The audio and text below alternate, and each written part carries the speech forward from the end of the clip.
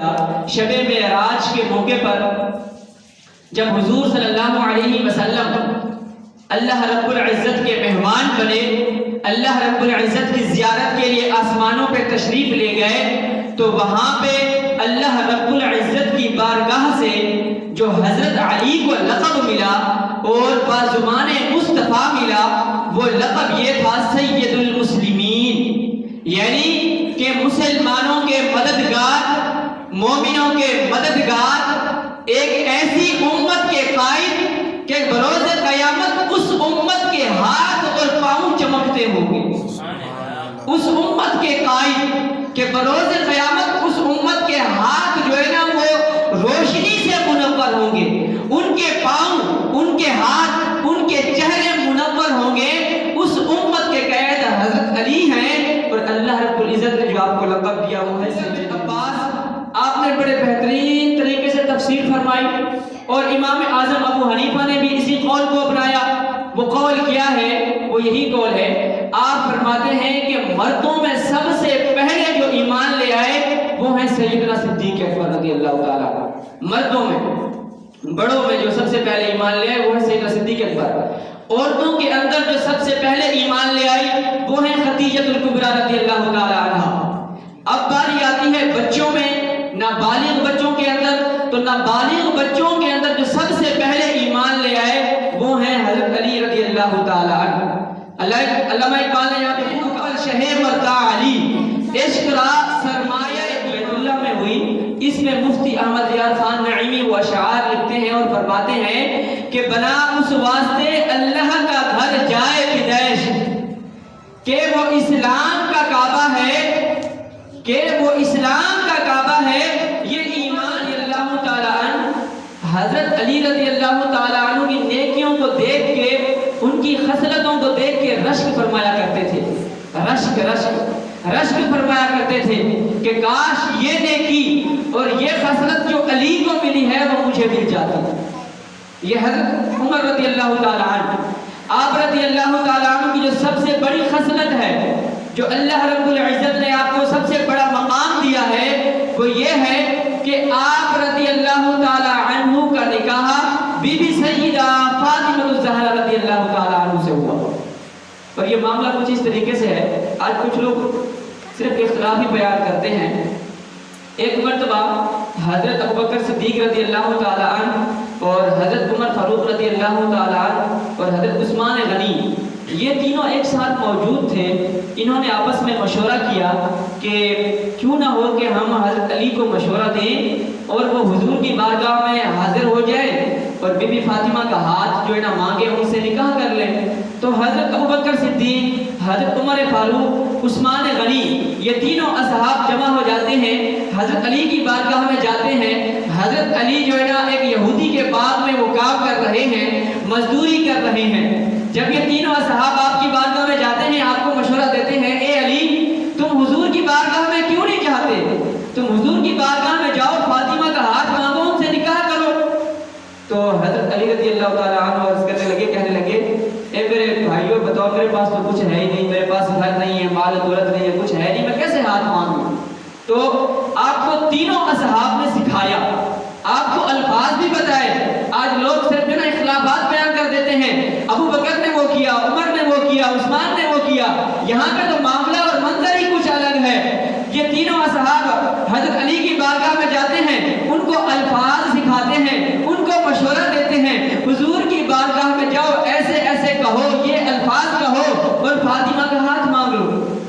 جب حضرت علی رضی اللہ تعالیٰ عنہ نے ان الفاظوں کو یاد کر لیا، اس مشورے کو سیکھ لیا، حضور کی بارگاہ میں جب جاتے ہیں تو حضور کو جب دیکھتے ہیں، خوف کی وجہ سے وہ سارے الفاظ بھول جاتے ہیں۔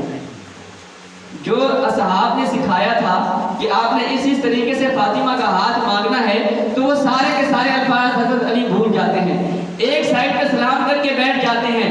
حضور پوچھتے ہیں، علی بتاؤ کس معاملے میں آئے ہو؟ علی خاموش۔ حضور پھر پوچھتے ہیں، علی بتاؤ کس معاملے میں آئے ہو؟ علی پھر خاموش ہو گئے۔ 3 مرتبہ سوال کیا، پھر حضور نے فرمایا، اے علی تم اسی لیے آئے ہو نا کہ تمہیں فاطمہ کا ہاتھ دے دوں؟ اللہ اکبر۔ ابھی ان سے سوال کیا نہیں ہے، انہوں نے یہ ہمارے حضور کا کمال ہے کہ اللہ نے آپ کو علوم سے نوازا اور علم غیب بھی عطا فرمایا. علی نے بتایا نہیں ہے. یہ معاملہ دیکھ کے، منظر دیکھ کے، آپ کی شکل و صورت کو دیکھ کے حضور نے فرمایا اے علی فاطمہ کا ہاتھ مانگنے آئے ہو. اور ساتھ میں کیا فرمایا؟ فرمایا علی میرے پاس جبرائیل آیا. آپ کو یہ بات جب سنیں گے آپ کا ایمان تازہ ہو جائے گا تو آپ نے سبحان اللہ بھی کہنا ہے. حضور فرماتے ہیں جسے حضرت عبداللہ بن مسعود رضی اللہ تعالیٰ عنہ روایت کرتے ہیں.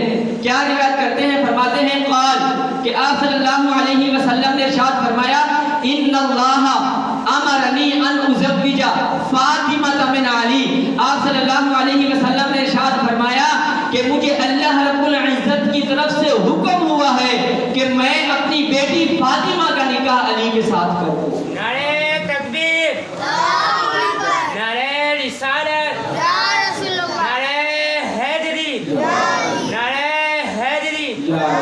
سامعین حضرات دیکھیں اتنی بڑا آپ اتنا بڑا مقام ملا.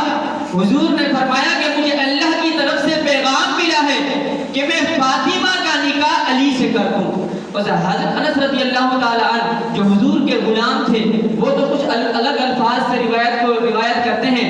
حضرت انس فرماتے ہیں کہ ہم حضور کی بارگاہ میں ایک وقت تھا ہم بیٹھے ہوئے تھے.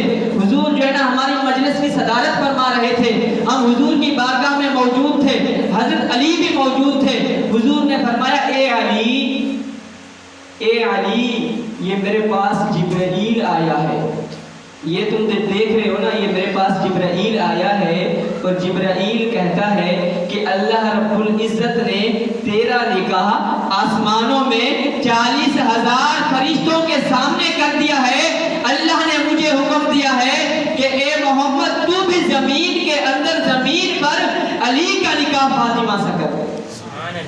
اللہ رب العزت نے آسمانوں میں اور آسمانوں کے اندر اللہ پاک نے 40,000 فرشتوں کو گواہ بنایا. 40,000 ملائکہ کے سامنے اللہ رب العزت نے حضرت علی کا نکاح فاطمہ سے فرمایا ہے. جس کو طوبہ کہا جاتا ہے اس درخت پر کوئی پھل وغیرہ نہیں لگتے، سیب انار نہیں لگتے. اس درخت کے اوپر جو لگتے ہیں اگتے ہیں وہ جواہرات ہیں، وہ یاقوت کے پتھر ہیں. وہ درخت سونے سے بھرا ہوا ہے. جب حضرت علی کا نکاح آسمانوں میں فرشتوں کی موجودگی میں اللہ نے فرمایا تو اللہ پاک نے حوروں کو حکم دیا. حوروں کو جو حسین و جمیل حوریں تھیں ان کی موٹی موٹی آنکھیں تھیں. اللہ تبارک و تعالیٰ نے طوبہ درخت کو حکم دیا اے طوبہ اپنے ان جواہرات کو، ان اپنے موتیوں کو، ان اپنے جواہرات کو زمین پہ چھڑک دے، آسمانوں پہ برسا دے. جب اس طوبہ درخت نے ان موتیوں کو، ان یاقوت کو، ان جواہرات کو آسمانوں پہ برسایا تو اللہ تبارک و تعالیٰ نے حوروں سے فرمایا ان سارے موتیوں کو اپنے تھالوں کے اندر، اپنے برتنوں کے اندر بھر دو اور قیامت تک تم ان موتیوں کو ایک دوسرے کو تحفہ دیتی رہنا. عمر فاروق رضی اللہ تعالیٰ عنہ حضرت علی کی اس خصلت پر جو نہ رشک فرمایا کرتے اور کاش کہتے کہ یہ عظمت، یہ شان اللہ رب العزت نے اس کے پیارے حبیب صلی اللہ علیہ وسلم نے کتنے بڑے مقام سے نوازا حضرت علی کو.